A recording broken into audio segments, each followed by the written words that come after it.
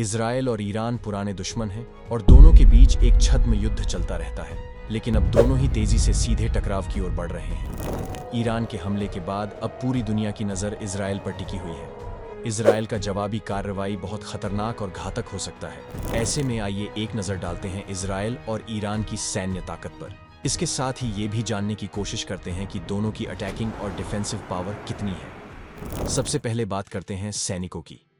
दोस्तों, जहां ईरान के पास 6,10,000 एक्टिव सैनिक, जिसमें से सेना में 3,50,000, IRGC में 1,90,000, 18,000 नौसेना में, 3,50,000 वायुसेना में और 15,000 एयर डिफेंस में हैं।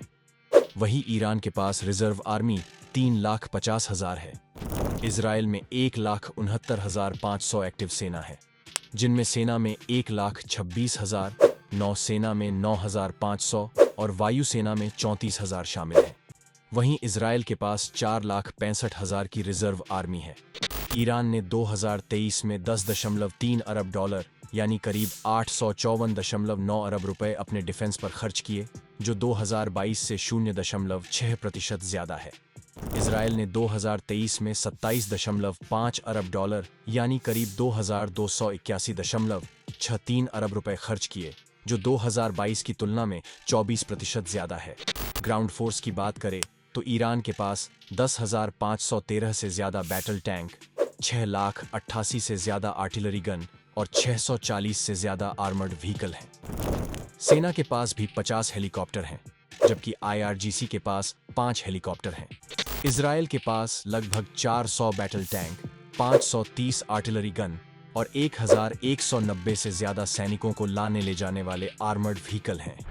एयर फोर्स में ईरान के वायुसेना के पास 312 कॉम्बैट एयरक्राफ्ट हैं और IRGC के पास इससे अलग 23 हैं। वायुसेना के पास 2 लड़ाकू हेलीकॉप्टर हैं, सेना के पास 50 और IRGC के पास 783 हैं। वहीं इजराइल के पास 345 लड़ाकू विमान और 43 अटैक हेलीकॉप्टर हैं। नेवी में देखेंगे तो ईरान के पास 17 टैक्टिकल सबमरीन, 68 गश्ती दल और तटीय लड़ाके, 7 कार्वेट, 12 लैंडिंग जहाज, 11 लैंडिंग क्राफ्ट, 18 लॉजिस्टिक और सहायक उपकरण हैं। वहीं इजराइल के पास 5 पनडुब्बियां और 49 गश्ती और तटीय लड़ाके हैं। एयर डिफेंस सिस्टम में इजराइल का एयर डिफेंस आयरन डोम सिस्टम पर निर्भर करता है, जिसके बारे में माना जाता है कि इसने मंगलवार रात को ईरान की ज्यादातर मिसाइलों को रोक दिया था। यह सिस्टम एक रडार से लैस है, जो आने वाले रॉकेट या मिसाइल, उसकी गति और उसकी दिशा का पता लगाती है।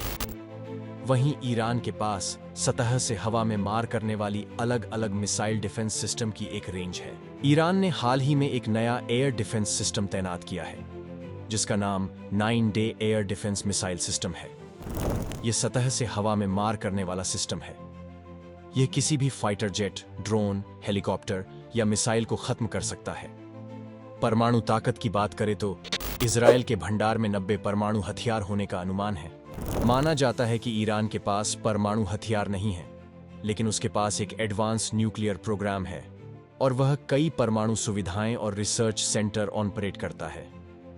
सर्वोच्च नेता अली खामेनेई ने 2000 के दशक की शुरुआत में एक धार्मिक आदेश या फतवे में हथियार बनाने पर रोक लगाते हुए कहा था कि इस्लाम में इसकी मनाही है।